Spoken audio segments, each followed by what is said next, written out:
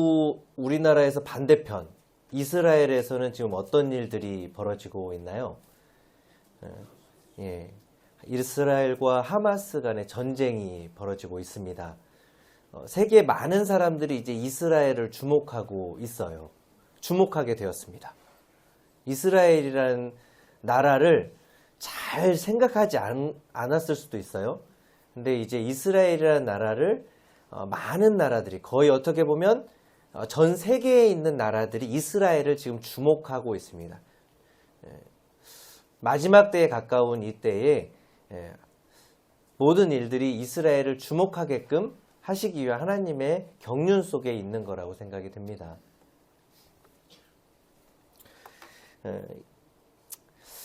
이스라엘 백성들은 하나님께서 애굽에서부터 불러내어서 자신의 명령하신 그들에게 허락하신 지금 이스라엘 땅에 있는 그 가나안 땅에 오게 하실 때 하나님께서는 큰 계획을 품으셨어요.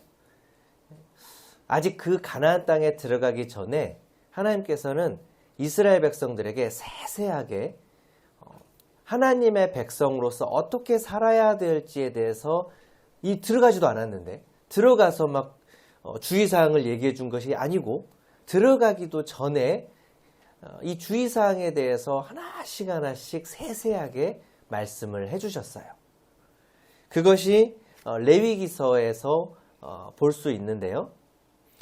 레위기서 11장 이하의 말씀은 그 부분들에 대한 세세한 지침서, 설명서 같은 거예요.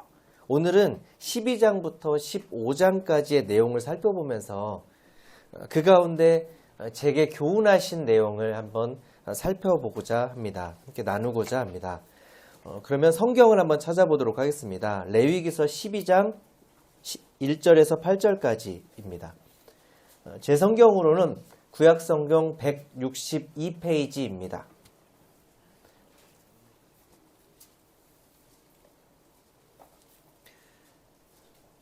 레위기서 12장 1절부터 8절까지 교독하도록 하겠습니다. 제가 먼저 읽도록 하겠습니다.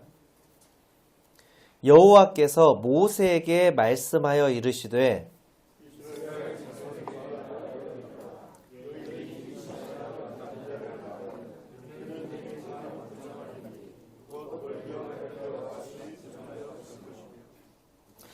여덟째 날에는 그 아이의 포피를 벨 것이요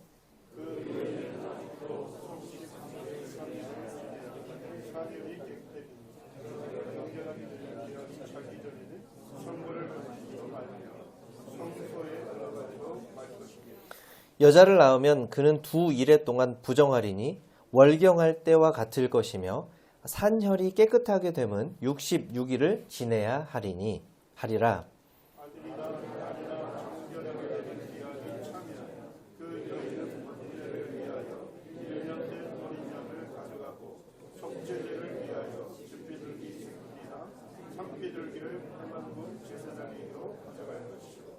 제사장은 그것을 여호와 앞에 들여서 그 여인을 위하여 속죄할지니 그리하면 산혈이 깨끗하리라. 이는 아들이나 딸을 생산한 여인에게 대한 규례니라.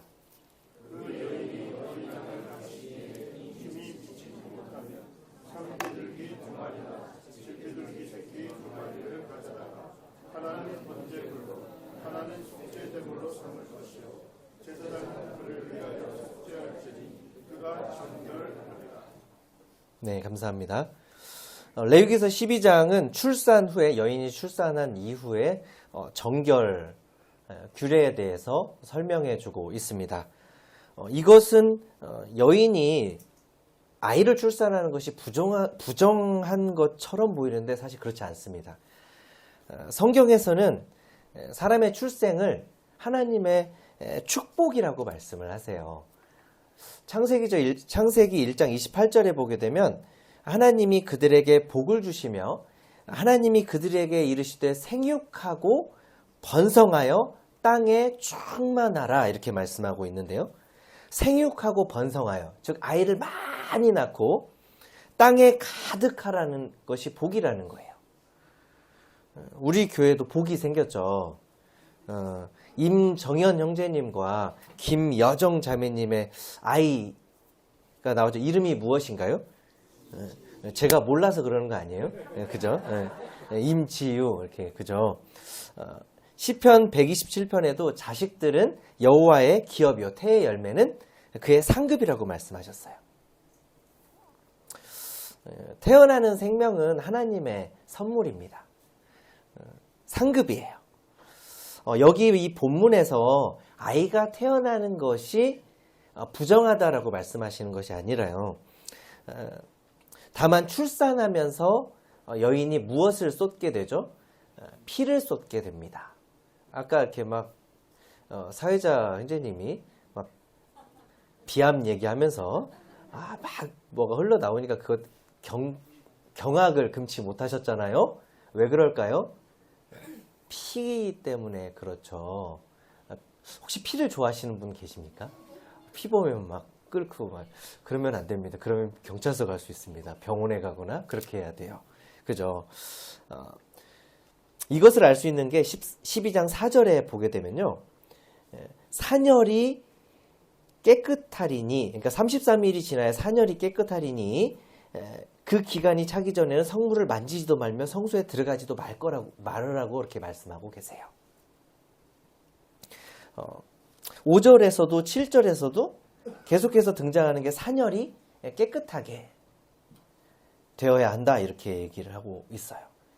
그리고 12장 2절에 남자아이를 낳을 때 부정하리니 곧 월경할 때와 같이 부정하다. 그러니까 월경할 때 여인이 생리를 할 때 피를 쏟게 되는데 이 피를 쏟게 되는 것이 부정하다라고 말씀을 하고 계시는 거예요. 피하게 되잖아요.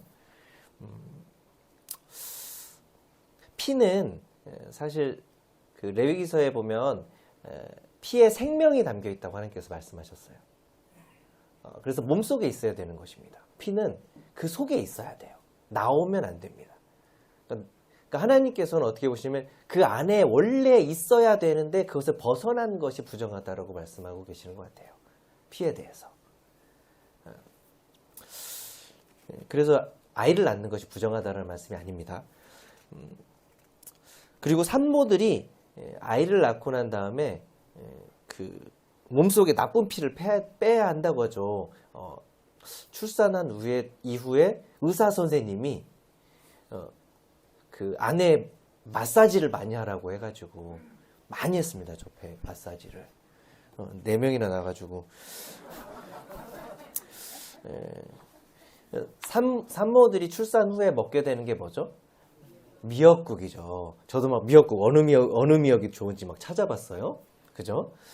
알고 봤더니 기장미역이 제일 좋은 거래요. 근데 너무 비싸더라고요. 아무튼 그래서 그 산모들이 그 미역국을 먹는 이유가 뭐냐면 미역을 먹으면 몸속에 피가 어떻게 된다고 하죠? 깨끗하게 된다고 하죠. 그래서 미역국을 많이 먹잖아요. 아내도 많이 먹었습니다. 깜짝 놀랐습니다. 왜 대접으로 놓고 어떻게 이걸 다 먹지? 근데 다 먹더라고요. 그만큼 힘들다는 거죠. 몸속에. 12장 2절에 보게 되면 여인이 임신하여서 남자아이를 낳으면 그는 1회 동안, 즉 7일 동안 부정하다고 말씀을 하시고요. 그리고 4절에 보시게 되면 그 여인 아직도 33일을 지내야 산열이 깨끗하리니 정결하게 되는 기한이 차기 전에는 이렇게 말씀하시는데요. 남자아이를 낳으면 7일 그리고 33일 더하면 며칠이죠? 40일간의 정결 기간이 필요하다고 말씀하고 계세요. 그 사이에 8째 날에는 3절에 보시게 되면 그 아이의 포피를 뵐 것이요. 이스라엘의 남자들은 태어난 지 8일째 되는 날 꼭 하는 것이 있습니다. 무엇입니까? 할례입니다. 하나님께서 너희들은 하나님의 백성이다라고 주신 그 표입니다. 몸에 주신 표예요. 그래서 그것을 하는 거예요. 그럼 이제 여자아이를 낳으면 어떻게 되는지 보시면 5절에 보게 되면 여자아이를 낳으면 그는 2일에 동안 부정하리니 2일에면 14일 그렇죠. 그리고 산열이 깨끗하게 되는 것은 며칠 지나야 된다고요? 66일. 그러니까 14일 플러스 66 하면 네, 계산을 잘해야 됩니다. 저번에 막 70일로 잘못 계산해가지고 80일입니다. 그죠? 80일. 남자아이는 40일간이 필요하고 여자아이는 80일이 필요합니다. 좀 흥미롭죠? 왜 이렇게 차이가 날까요? 왜 남자아이는 40일이고 여자아이는 80일인지 알 수는 없습니다. 설명을 안 해주세요. 근데 말씀에 따라서 이스라엘 백성들은 그렇게 순종해서 지켜왔어요. 지켰던 것입니다. 출산 후에 신생아들을 격리하는 것은 의학이 발달한 지금은 다 이해하는 바입니다. 그죠? 갓난아이는 뭐가 좀 약하죠? 면역력이 약합니다. 그래서 쉽게 병이 걸릴 수 있어서 조심해야 돼요. 저희 집 막내 은성이도 병원에서 산후조리원으로 이동하는 과정에 감기에 걸리게 되고요. 그것이 폐렴으로 이제 저는 좀 심해졌어요. 폐렴으로. 그래서 그때 많은 성도님들이 기도해 주셔서 이렇게 잘 낫게 됐는데요. 그래서 참 감사를 드렸어요. 이처럼 신생아들은 면역력이 약해서 좀 주의가 필요합니다. 이제 얼마 후가 되면 임지유가 우리 지유가 이렇게 올 텐데요. 우리의 주의가 필요할 것 같습니다. 하나님께서는 이스라엘 백성들이 이 말씀을 이러한 말씀들을 지키게 하시면서 자연스럽게 격리하게 되고 그리고 그것을 통해서 산모와 아이를 지키게 하셨던 거예요. 일일이 설명을 하지 않으셨지만 하나님의 세심한 배려를 볼 수가 있어요. 이 정결 기간이 끝난 후에 이제 산모는 이제 번제와 속죄제를 하나님께 드립니다. 죄 때문에 드리는 것이 아닙니다. 정결하게 되기 위해서 하는 것입니다. 정결하게 된다는 거예요. 6절에 보게 되면요.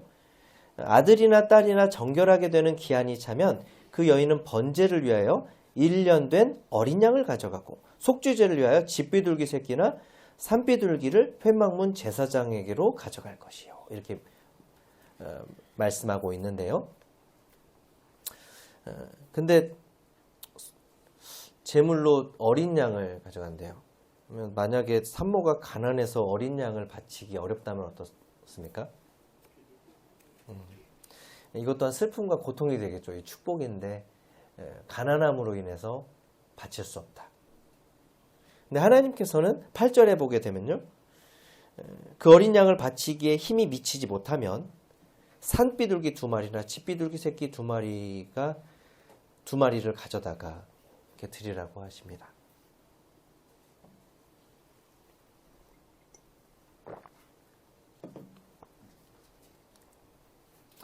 그렇다면 예수님이 태어나셨을 때 예수님의 부모인 요셉과 마리아는 어떻게 했을까요? 누가복음 2장 여기에 손을 잠깐 넣어두시고요. 누가복음 2장 22절을 한번 찾아보도록 하겠습니다. 누가복음 2장 22절입니다. 신약성경으로 가야 됩니다. 신약성경으로 가서 2장 22절. 제 성경으로는 신약성경 89페이지입니다.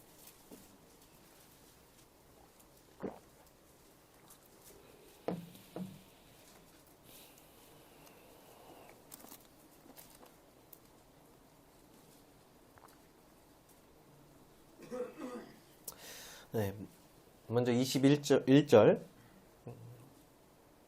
제가 읽겠습니다. 할례할 8일이 되매 그 이름을 예수라 하니 곧 잉태하기 전에 천사가 일컬음 바라라. 8일째 되던 날 예수님께 할례를 행했습니다. 그리고 22절 모세의 법대로 정결 예식의 날이 참에 아기를 데리고 예루살렘에 올라가니 이는 주의 율법에 쓴 바 첫 해에 처음 난 남자마다 주의 거룩한 자를 하리라 한 대로 아기를 주께 드리고 또 주의 율법에 말씀하신 대로 산비둘기 한 쌍이나 혹은 어린 집비둘기 둘로 제사하려 함이로라.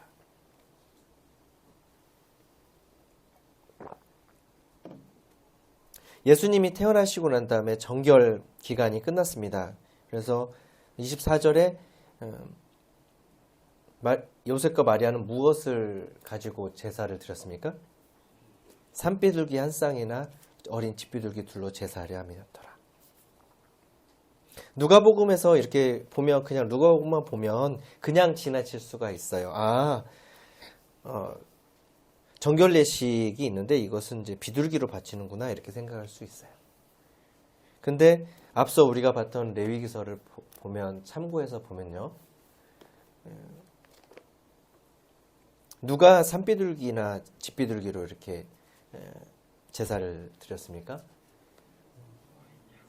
어린 양 대신에 가난한 집에서 그랬죠. 이것을 보면 예수님의 태어나셨던 그 집이 가난했다는 것을 알 수가 있습니다. 예수님은 왜 가난한 집에서 태어나셨을까요? 부잣집에서 태어나실 수도 있었는데요. 고린도후서 8장 9절에 하나님께서 이렇게 말씀해 주십니다. 우리 주 예수 그리스도의 은혜를 너희가 알거니와 부요하신 이로써 너희를 위하여 가난하게 되심은 그의 가난하심으로 말미암아 너희를 부요하게 하려 하심이라. 우리 주 예수 그리스도의 은혜를 너희가 알거니와 너희가 알아야 된다. 너희가 알기를 원한다. 부요하신 이로써 부요하신 이가 누군가요? 예수 그리스도. 예수 그리스도께서 부요하신 분이었습니다. 우리가 눈에 보이는 것과 눈에 보이지 않는 모든 것들이 그분의 소유입니다. 그분께서 만드셨어요. 그렇게 부요하신 분께서 너희를 위하여 가난하게 되셨대요. 우리를 위하여 가난하게 되셨대요. 근데 왜 가난하게 되셨냐면 그 예수님께서 가난하게 되심으로 인해서 우리가 어떻게 됐다고요? 부요하게 됐다고요. 예수님은 하나님이세요. 무엇이 필요한 분이 아니십니다. 근데 그분께서 우리를 위해서 가난해지셨는데요. 어느 정도까지 가난해지셨냐면 이 땅에 태어나셨을 때 어디에서 태어나셨습니까? 마구간에서 태어나셨습니다. 신생아실에 가면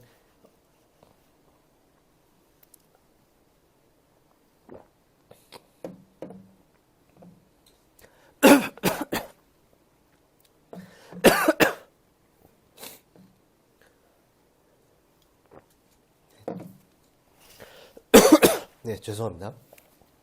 신생아실에 가면 아이를 잘 행여나 다칠까봐 부모의 손도 잘 안 타게 하죠.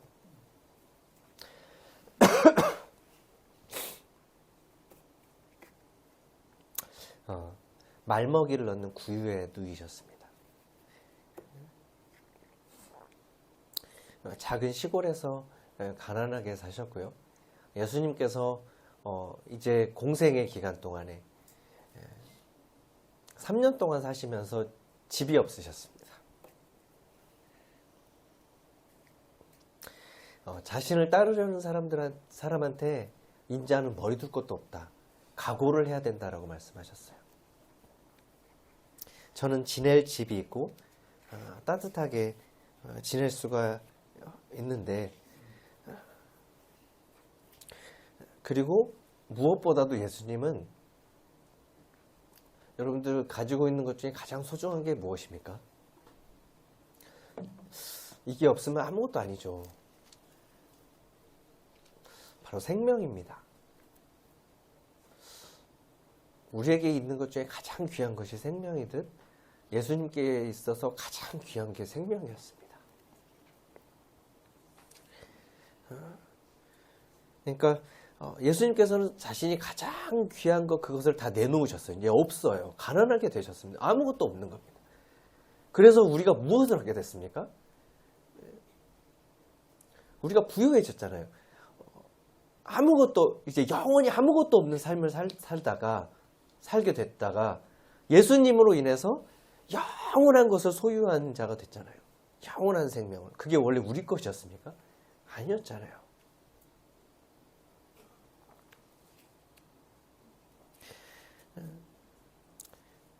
고린도후서에서는 그 맥락이 무엇이냐면 왜 이렇게 말씀을 하셨냐면 왜 주님께서 이렇게 가난하시고 너희를 위해 가난하셨다고 말씀하시냐면 고린도후서 8장과 9장의 맥락을 보면 고린도 교회는 부유한 교회였습니다. 그 부유한 지역이었어요. 너희들이 이렇게 부유하게 된 것이 하나님의 은혜다.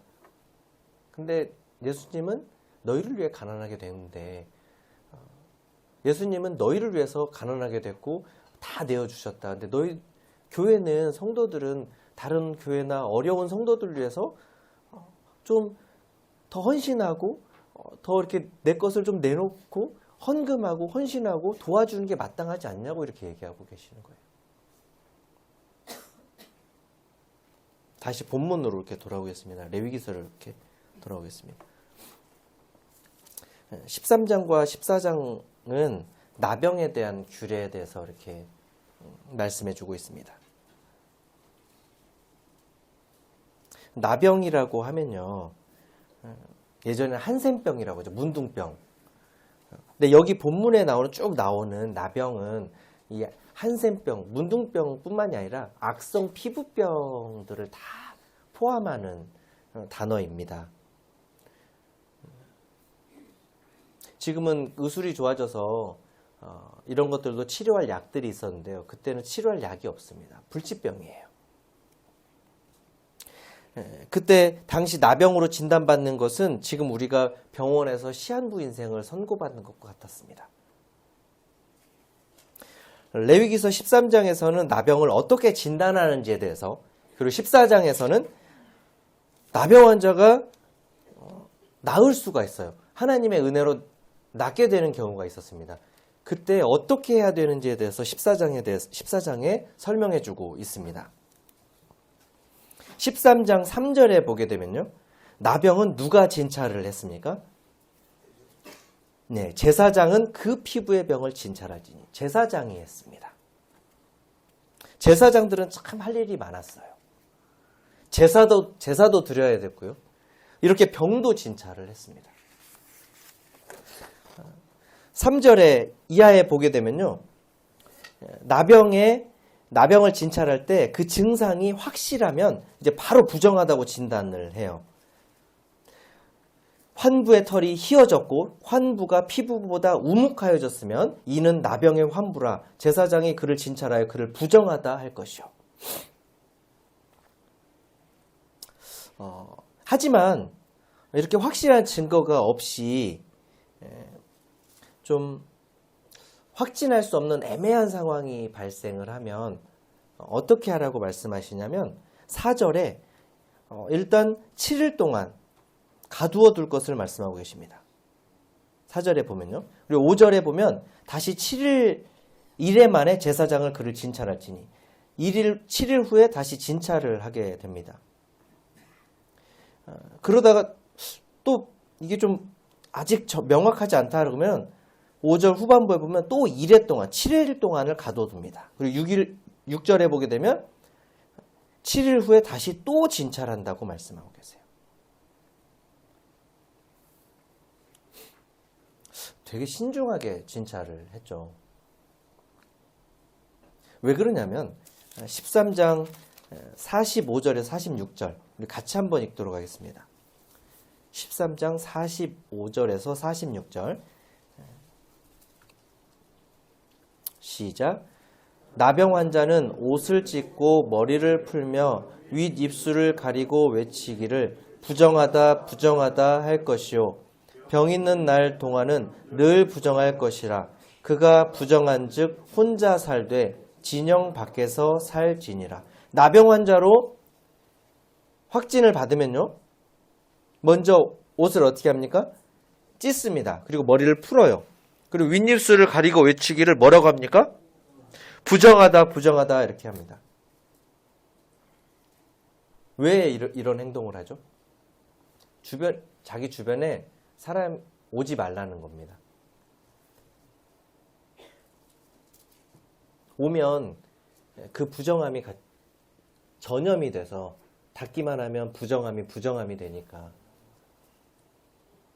그리고 46절에 병 있는 날 동안은 늘 부정할 것이라. 그가 부정한 즉 어떻게 산다고요? 혼자 살되. 어디에서요? 진영 밖에서. 사랑하는 가족들과 떨어져서. 이 격리에 대해서 예전에는 우리가 잘 몰랐는데요. 코로나를 겪으면서 우리는 이 격리에 대해서 잘 알게 되었어요. 격리를 당한 경험들 다 있으시죠? 마음이 어떠셨나요? 이스라엘 백성들 가운데 이 나병 걸린 환자가 있으면 이 나병 환자는 그냥 격리돼야 돼요. 병이 나을 때까지. 언제 나을 거라고 기한이 없습니다. 코로나 걸리면 14일이면 되잖아요. 일주일이면 되고 5일이면 돼요. 3일이면 되지만 이 나병은 언제 기한도 없습니다. 멀리 떨어져서. 그래서 아주 신중하게 진찰을 했던 거예요. 하나님께서 제사장이 실수하지 않도록 구체적인 사례를 이렇게 말씀해 주고 계시는데요. 3절에서 방금 살펴봤던 것처럼 그랬고요. 18절에 보면 피부에 종기가 생겼다가 나았을 때 19절에 흰 점이 돋거나 희고 불구스름한 색점이 생겼으면 제사장에 보일 것이요. 이렇게 하면서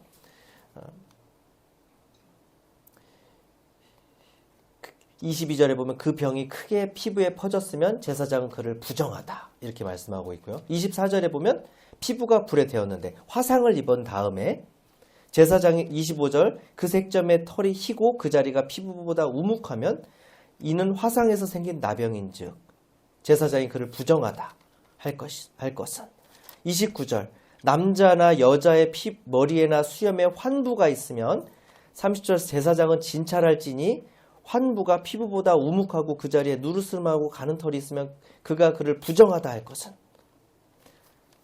38절에도 40절에 보게 되면요.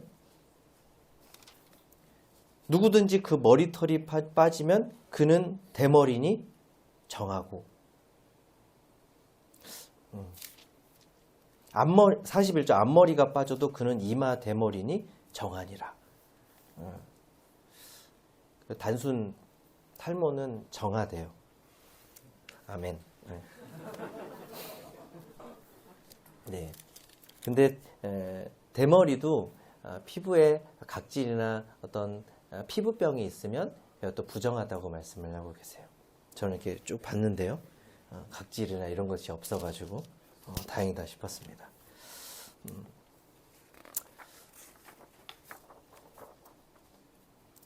14장 2절 보겠습니다. 나병 환자가 이렇게 진단을 받고 격리를 당합니다. 그러다가 하나님의 은혜로 하나님이 그를 불쌍히 여기셔서 고쳐주실 수도 있고 하나님이 그를 인도해서 어떤 치료학 같은 가운데로 이렇게 가서 갑자기 발랐는데 막 좋아지고 그럴 수도 있잖아요. 그렇게 돼서 이 나병 환자가 나았어요. 그래서 이제 14장 2절에 보면 나병 환자가 정결하게 되는 날의 규례에 대해서 말씀하고 있는데요. 이 나병 환자가 자기가 병에서 나은 것 같다라고 이제 이야기를 막 하는 거예요. 밖에서 저기서 멀리 떨어져 멀찍이 떨어져 가지고 그 이후에 어떻게 해야 될지에 대해서 14장에서 쭉 살펴보고 이제 말씀해 주고 있는데요. 이 몇 가지 살펴볼 것이 있습니다. 첫 번째로 3절에 보게 되면요. 제사장은 진영에서 나가 진찰할지니 그 환자에게 있던 나병 환부가 나았으면 제사장이 진영 밖에 있는 환자에게 나아갔습니다. 나병 환자는 마을 안으로 들어올 수가 없죠. 밖에 있어야 됩니다. 그때 나병 환자가 완치된 것도 제사장이 진찰을 해야 됐어야 되는데 제사장이 성문 밖으로 나갔어야 됐어요. 나병 환자를 위해서 제사장이 성문 밖으로 나갔던 것처럼요. 히브리서에서는 히브리서 기자는 예수님께서 우리를 위해서 우리 죄를 위해서 영문 밖 성문 밖에서 고난을 받으셨다고 기록하고 있습니다. 나병 환자 같은 우리 죄인을 위해서 우리를 위해서 친히 나아오셨던 거예요. 두 번째로 4절에 보게 되면 준비물이 있었는데요. 중반부에 보면 살아있는 정결한 새 2마리가 필요했고요. 그 다음에 백향목, 나무죠. 그 다음에 홍색 실, 그리고 우슬초, 풀이었습니다. 이것을 준비하게 했습니다. 제사장은 먼저 5절에 보게 되면 새 한 마리를 흐르는 물 위에서 이렇게 잡습니다. 이제 새를 잡으면 뭐가 나오죠? 피가 나오죠. 그 피를 질그릇 안에 이렇게 담습니다. 이렇게 놓죠. 나머지 새 한 마리가 있잖아요. 그 새 한 마리를 백향목에다 우슬초를 넣고요. 새를 넣고 홍색실로 이렇게 감습니다. 그래서 질그릇 안에 뭐가 있죠? 피, 죽은 새의 피가 있죠. 그것을 묻혀서 이제 7절에 보게 되면 이제 그 제사장이 이 나병으로부터 고침을 받은 사람에게 7번 뿌립니다. 그리고 정하다 이렇게 외칩니다.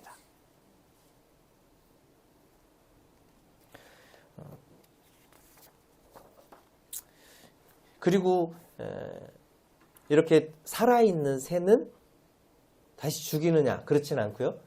살아서 들로 놓는다고 7절 후반부에 보면 새는 들에 놓을지며 이렇게 말씀하고 계시죠. 한 마리의 새가 피를 흘리고요. 한 마리의 새는 그 죽은 새의 피를 뒤집어 쓰고 자유함을 얻어서 날아갑니다. 이게 무엇을 보여주는 그림자입니까?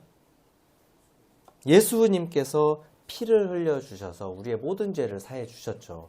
그리고 3일 만에 어떻게 하셨습니까? 부활하셨습니다. 그것을 통해서 우리가 새 생명 가운데 주를 믿는 자, 주를 통해서 구원받는 자가 새 생명 가운데 사는 것을 증거해 주셨어요. 이제 정하다 판정을 받은 나병 환자는 이제 새로운 삶으로, 희망이 있는 새로운 삶으로 이렇게 나아가게 되는 거예요. 우리도 마찬가지입니다. 그리고 세 번째로 8절에서 9절까지 이렇게 보게 되면요. 정결함을 받은 자는 8절에 보면 그의 옷을 빨고 모든 털을 밀고 물로 몸을 씻어야 됩니다.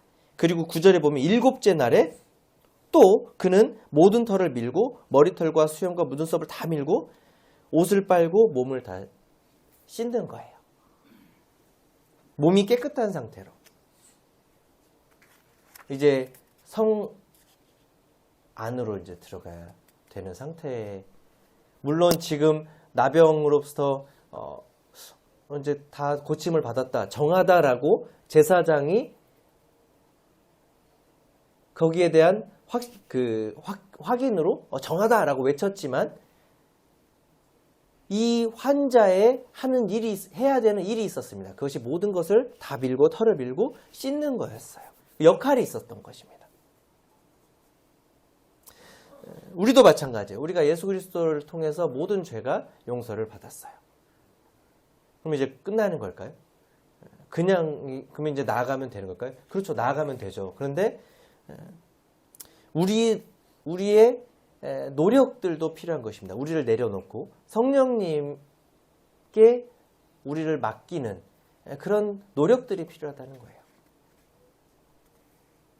우리는 할 수 없지만 우리가 구원받을 때 주님께서 하나님께서 부어주신 그 성령님으로 말미암아서 가능한 거잖아요.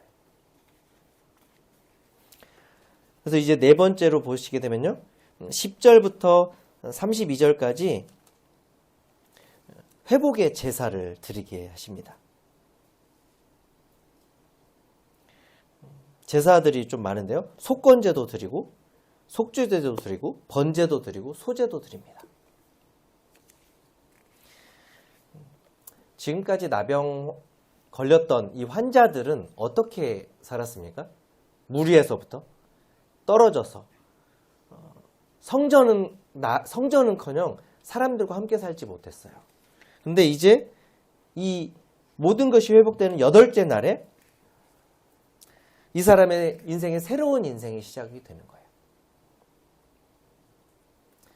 모든 게 회복되고 이제 이스라엘 백성들이 항상 바래왔던 하나님께 제사 드리는 그것이 가능한 상태가 된 거예요. 이 사람은 얼마나 감격했을까요? 성도님들 코로나 이렇게 풀리던 날 어떠셨습니까? 그것과는 비교할 수 없는 기쁨이 이 환자에게 일어났겠죠.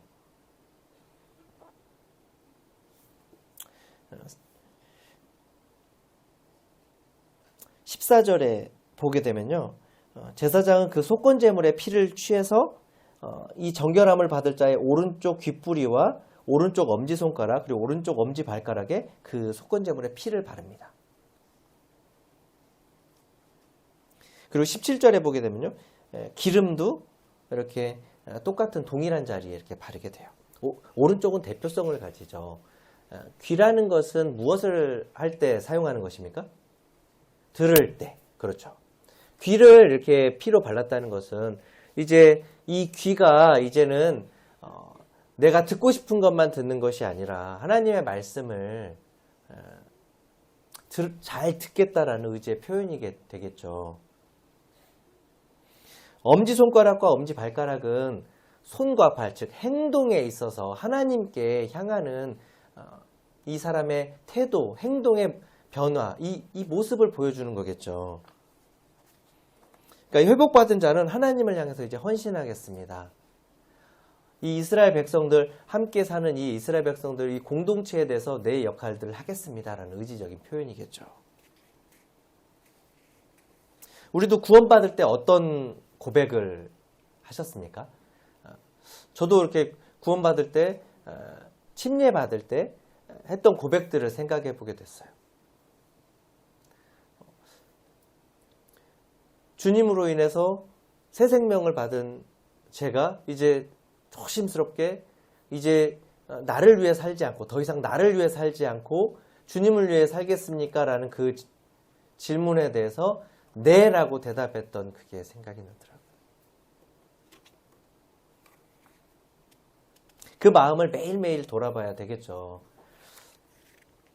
5번째로 정결 제사에서도 또 하나님의 배려가 있습니다.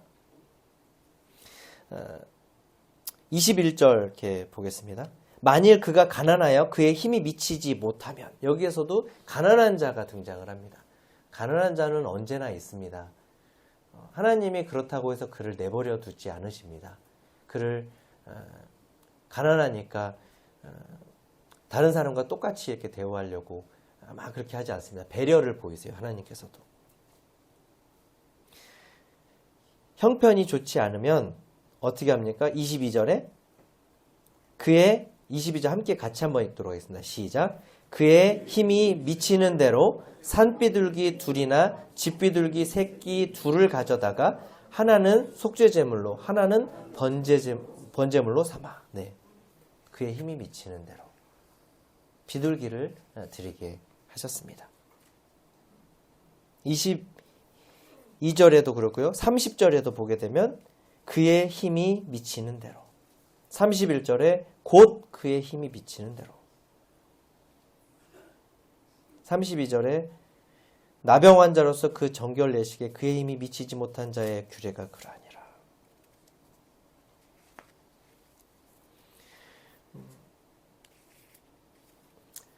나병이라는 것은 이 당시에 이스라엘 백성들에게 하늘로부터 벌을 받은 거라고, 죄를 상징하는 벌이었어요.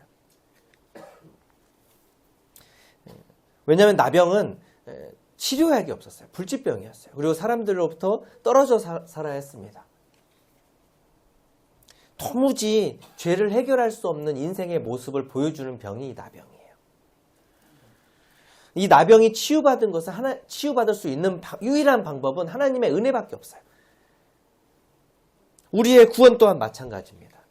우리가 아무리 노력을 해도, 우리가 어떤 일을 하더라도, 어떤 선행을 하더라도 하나님 앞에 의롭다 할 육체가 없어요.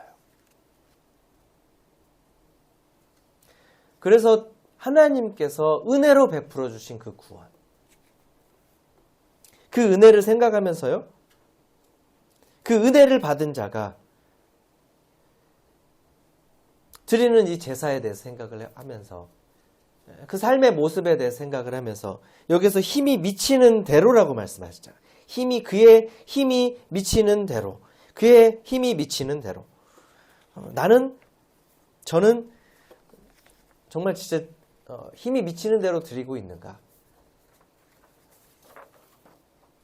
나의 시간과 나의 재물, 주님께서 허락하신 제가 가지고 있는 재물과 저에게 허락하신 이 힘들을 어떻게 드리고 있는가? 힘이 미치는 대로 드리고 있는가? 어느 정도가 힘에 미치는 대로일까? 그걸 생각했거든요. 어느 정도가 내 힘에 미치는 대로일까? 이건 뭐 좀 드려도 나에게 좀 티가 안 나는 정도가 힘에 미치는 대로일까? 그게 힘이 미치는 대로였을까요? 아니더라고요. 나에게 피해가 안 되고 이 정도였었던 것 같아요. 이 정도의 시간을 들이면 다른 거에 좀 내가 쉬는 시간도 있어야 되고, 이 정도를 들이면 평안히 사니까, 그랬던 제 자신을 이렇게 돌아보게 됩니다. 힘이 미치는 대로는 내가 할 수 있는 정도의 범위잖아요. 그게 다 다릅니다. 허락하신 부분들이 다 다르기 때문에 다 다르죠. 모든 성도들이 다를 거라고 생각합니다. 저에게 있어서 제가 할 수 있는 최선의 것, 제가 드릴 수 있는 최선의 것이 힘이 미치는 대로가 아닐까 이렇게 생각을 하게 됐어요. 33절에서 53절까지는 집에 나병 색점이 이렇게, 즉 곰팡이가 생겼다는 거죠. 곰팡이가 생겼으면 누구를 찾아갔어야 했을까요? 이스라엘 백성들은? 누구를 찾아갔어야 했을까요? 35절 보겠습니다. 그 집 주인은 누구한테 갑니까? 제사장에 갑니다. 제사장 정말 고된 일입니다. 축복이긴 한데 시도 때도 없이 찾아요. 네, 그죠? 시도 때도 없이 찾게 됩니다. 그래서 제사장은 은퇴 정년이 있었을까요? 없었을까요? 있습니다. 하나님께서 정해주셨어요. 이 일이 얼마나 힘들 거라는 것을 하나님께서는 이 일이 시작되기도 전에 알려주셨던 거예요. 민수기서 8장에 보면 25세에서 50세까지였습니다. 조금의 힘이 있어서 안 되는 거예요. 그래서 25세로 한 겁니다. 25세면 건장하잖아요. 정말 힘을 낼 수 있는 그 시기입니다. 그 시기부터 시작해서 50세 넘어가면 어떻습니까? 죄송합니다. 저 아직 50이 안 돼서. 근데 같이 학교에서 친하게 지내시는 선생님이 있는데 그분이 50을 넘기셨거든요. 그분이 50 넘기면서 하는 일 그래요. 다르다. 저를 보면서 걱정하면서 오늘 내일 할 것 같다고.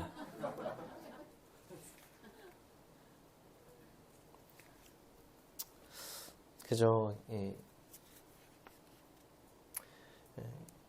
제사장을 위해서도 배려를 보이셨어요. 하나님께서 이스라엘 백성들에게 알려주셨습니다. 그 제사장이 힘든 일이라는 것을 알려주셨어요. 그것을 몰라줄까봐.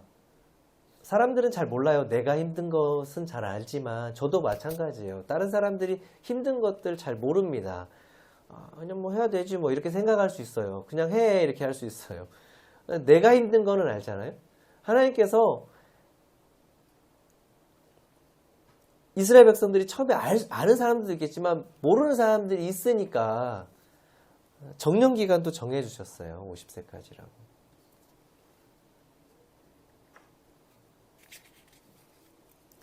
저도 50이면은 몇 년 안 남았는데. 네, 오늘 내일 할 것 같고. 15장은 유출병에 대한 규례입니다. 유출병은 몸에서 뭔가가 나오는 거예요. 근데 그게 정상적인 상황에서 나오는 걸 수도 있고요. 비정상적인 상황에서 안 나와야 되는데 나와야 되는 게 있습니다. 아플 때죠. 15장 2절에서 15절까지는 남자의 비정상적인 상황에서의 유출병에 대해서 이렇게 설명하고 있는데요. 2절에 보게 되면 이스라엘 자손에게 말하여 이르라 누구든지 그의 몸에, 여기서 그는 남성형의 대명사입니다. 남성형. 그러니까 남자의 몸에 유출병이 있으면 그 유출병으로 말미암아 부정한 자라. 여기서 말하는 유출병은 그러니까 남자에서 비정상적으로 나오는, 이거 나와야 돼서는 안 되는데 아파서 나오는 것, 성병을 얘기하는 거예요. 지칭하는 겁니다. 이것에 대해서 하나님께서는 부정하다. 그러니까 접촉을 금하고 씻게 하고 그리고 속죄제와 번제를 드리게 하셨습니다. 15절에 보게 되면 그 한 마리는 속죄제로, 다른 한 마리는 번제로 드려. 순서가 중요합니다. 이것이 죄와 연관되지 않고 그런 거면 번제가 먼저 나오고요. 번제, 속죄제. 여인이 출산한 이후에 드렸던 정결 제사는 번제, 속죄제 이렇게 드렸지만 여기에서 나오는 비정상적인 하지 말아야 될 것을 했을 때 그것으로 인해서 부정하게 되는 경우에는 속죄제가 먼저 드리고 그 다음에 번제가 드려집니다. 잘못을 했으니까요. 16절에서 18절까지 보게 되면 이제 정상적인 상황에서의 유출입니다. 18절에 보게 되면 남녀가 동침하여 설정하였거든 둘 다 물로 몸을 씻을 것이며 저녁까지 부정하리라. 즉 그 부부간의 정상적인 관계 속에서 나오는 것입니다. 이것은 죄가 아니죠. 그래서 씻기만 하면 됐습니다. 19절에서 이제 24절까지는 여인의 정상적인 상황에서 유출에 대해서 말하고 있어요. 19절에 어떤 여인이 유출을 하되 그의 몸에 그의 유출이 피이면 이래 동안 불결하니 그를 만지는 자마다 저녁까지 부정할 것이요. 이렇게 하는데요. 여성의 정상적인 상황에서의 유출 무엇이 있습니까? 여성들이 매달 한 번씩 겪는 생리가 그것입니다. 이것은 제사를 드릴까요, 안 드릴까요? 드리지 않고 씻기만 하면 됩니다. 정상적인 상황이니까요. 근데 25절부터 이제 나오는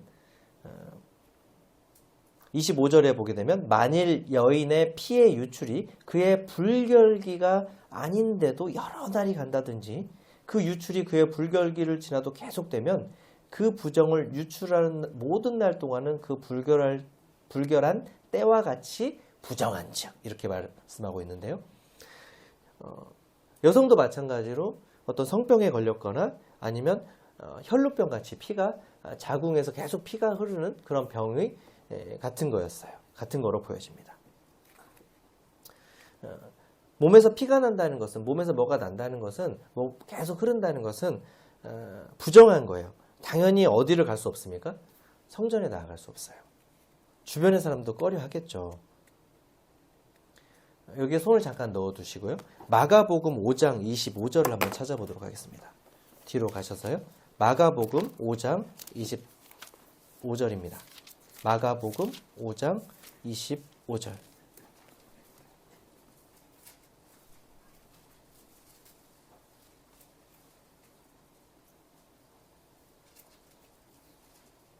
마가복음 5장 25절부터 34절까지는 예수님께서 회당장 야이로의 딸을 살리러 가시는 길에 한 여인이 와서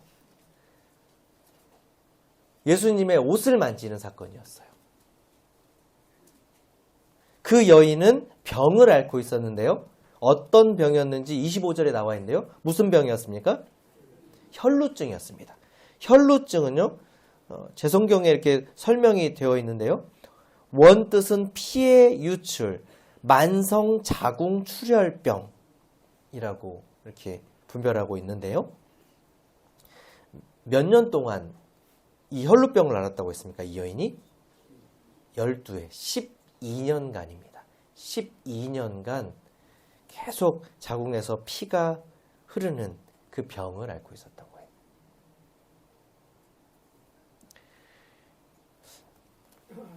앞서 레위기서에서 살펴봤듯이 이 비정상적인 상황에서의 유출은 사람들이 어떻게 합니까?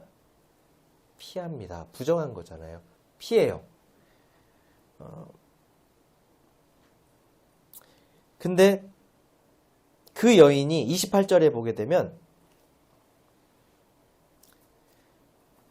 예수님의 옷을 만지기만 해도 자기가 구원받겠다라는, 이 병에서 고침을 받겠다는 믿음을 가집니다. 예수님에 대한 소문을 다 들으면서, 예수님이 누구신가를 다 들으면서 그 마음에 예수님의 옷깃만 만져도 자기의 모든 이 병이 나을 거라는 믿음을 가져요. 그래서 이 여인은 용기를 내서 많은 사람들을 해치면서 갑니다. 그리고 예수님의 옷을 만졌어요. 그러자 29절에 어떻게 됩니까? 같이 한번 읽겠습니다. 시작. 이에 그의 혈루 근원이 곧 마름에 병이 나은 줄을 몸에 깨달으니라. 즉시 병에서 낫게 되는 장면을 보게 돼요. 예수님께서 갑자기 서십니다. 이제 30절에. 누가 내 옷에 손을 댔느냐. 그랬더니 제자는 이렇게 사람 많은데 31절에 다 손을 댔죠. 이렇게 하는데 예수님께서 32절에 둘러보십니다. 여인은 어떤 생각을 했을까요? 여인이 이제 33절에 자기에게 이루어진 일을 알고 두려워해서 떨면서 그 앞에 엎드렸습니다. 떨면서 엎드렸어요. 왜 엎드렸을까요? 단순히 예수님이 무서워서 그랬을까요? 유출병을 가진 사람은 부정한 자예요. 부정한 자는 다른 사람 만지면 안 됩니다. 안 돼요. 성전에 나아갈 수가 없어요.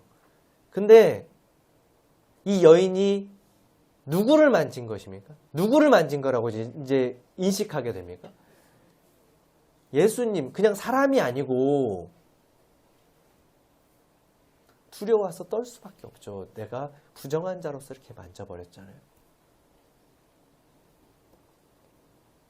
이런 상황에 돌에 맞아 죽어도 아무런 안 좋은, 이상한 상황이 아니에요. 근데 예수님은 어떻게 하시냐면요.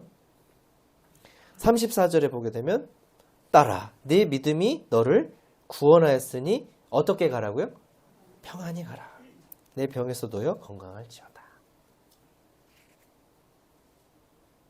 주님이 여인을 향해서 평안히 가라. 어떻게 해서 구원받았다고요? 너의 믿음으로.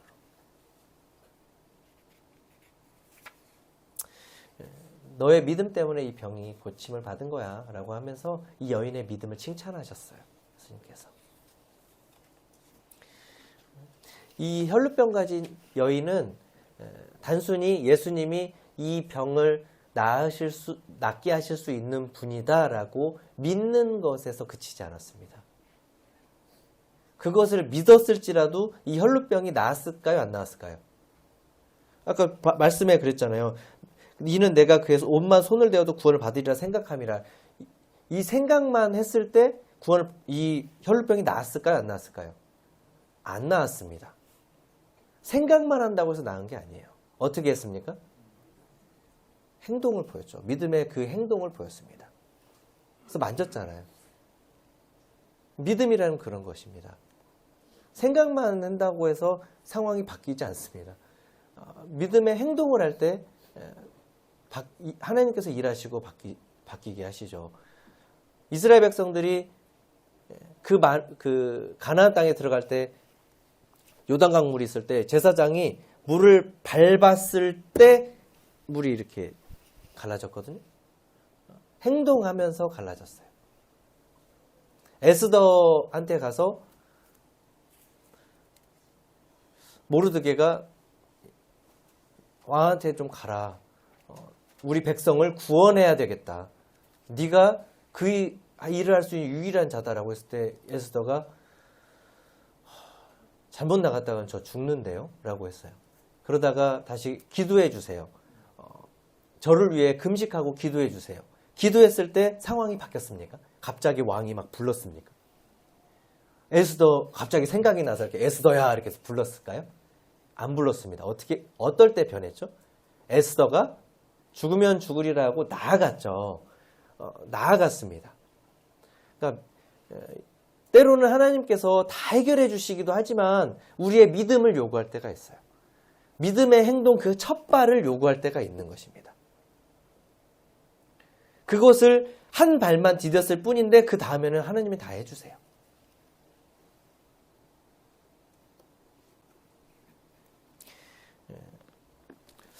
높은 곳에 은성이가 있는데 은성이가 아빠 이렇게 부르는 거예요. 뭐 하라는 거죠? 자기를 내려달라는 거죠. 그래서 제가 이렇게 손을 뻗으면 저한테 안깁니다.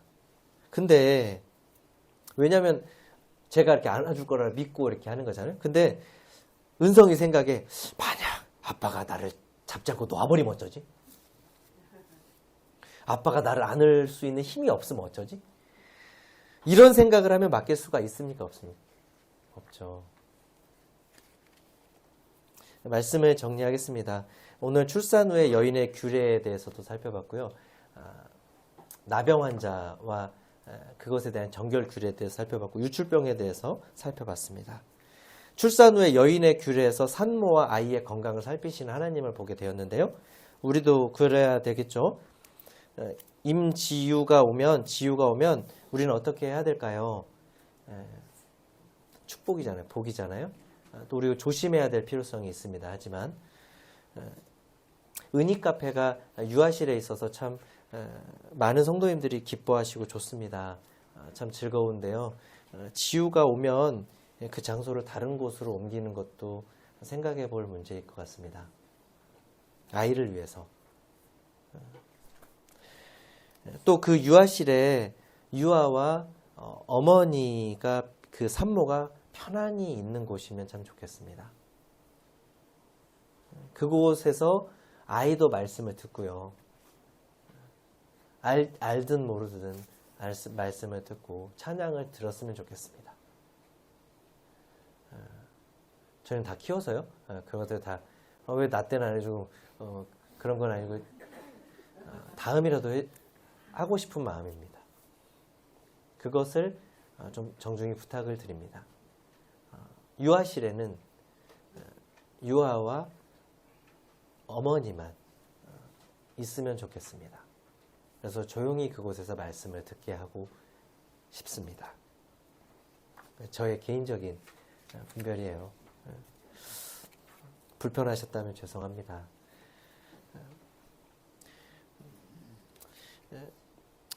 정결 예식에서 가난한 자에게 허락했던 그 비둘기 제물을 보면서 우리 주님이 오셨을 때 정말 가난한 집에서 태어나셨구나. 아까 고린도후서 말씀을 통해서 우리를 부요함을 위해서 스스로 가난해지셨다고, 예수님께서 가난해지셨다고 그렇게 말씀하셨는데요. 우리가 이렇게 부요한 것은 주님의 은혜 때문에 그런 거잖아요. 그럼 우리가 어떻게 이 부요함을 가지고 다른 일을 돕고 성도를 돕고 교회를 도울지 생각해 보는 시간이 되면 좋겠습니다.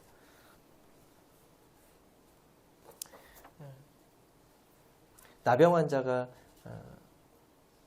고침을 받고 제사를 드릴 때 힘이 미치는 대로 드렸던 것처럼 저도 힘이 미치는 대로 드려야 되겠구나. 힘이 미치는 대로 해야 되겠구나. 이런 생각을 하게 됐어요.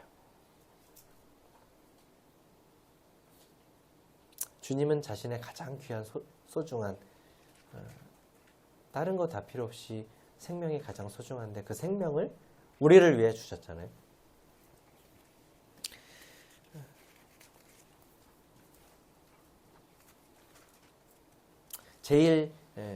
주님께 제일 복종이 안 되는 영역이 있습니다. 어떤 사람은 시간이 될 수 있고 어떤 사람은 돈이 될 수 있고 어떤 사람은 힘이 될 수 있어요. 가장 복종이 안 되는 이것은 내 거야 라고 움켜쥐고 있는 그러니까 내 마음대로 써야 돼 라고 하는 저는 이 세 가지가 다 이렇게 잡고 있더라고요. 주님께서 그런 저를 보게 하셨어요. 혈루병으로 고생했던 그 여인이 주님의 옷깃이라도 이 옷깃을 만지면 고침을 받겠다라는 믿음을 가지고 그 믿음의 행동을 했을 때 그 고침을 받았던 것처럼 내게 주어진 그 상황이 바뀌기만을 바랬던 것 같아요. 저도 주어진 어떤 것을 결정할 때 어디를 가거나 뭔가를 할 때 이렇게 좀 상황이 바뀌면 기드온처럼 상황이 바뀌기를 기도했던 제 자신을 보게 됐어요. 그렇게 해주시기도 하지만 때로는 제가 뭐가 무리가 되더라도 움직이시기를 바라셨던 그 주님의 모습이 아니었을까 그렇게 생각이 돼요. 그러면서 제가 놓쳤던 것들이 무엇인가를 생각해 보게 됩니다. 내가 주님께서 네가 한 발만 디디면 돼 라고 했을 때 그것을 알지 못하고 그냥 가만히 있어가지고 이거 너무 아까운데요 막 이렇게 하면서 이런 것은 없었는지 돌아보게 돼요. 너무 많아가지고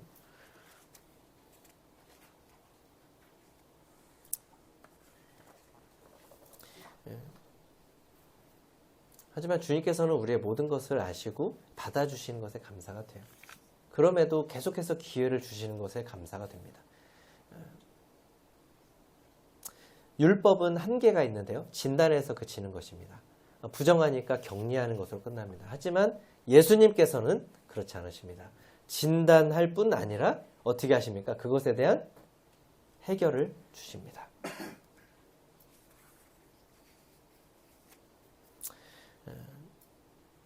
우리가 하나님 앞에 나아갈 수 없었던 자지만 하나님의 은혜로 나아갈 수 있는 자가 되었습니다. 그것을 생각하시면서 감사하시면서 지금까지 주님을 주님께 헌신하시면서 살아왔던 모든 성도님들께 감사가 되고 계속해서 남원소문교회가 그런 교회로 하나님께서 사랑하시는 그 교회로 나아갔으면 좋겠습니다. 이상으로 말씀 마치도록 하겠습니다. 감사합니다.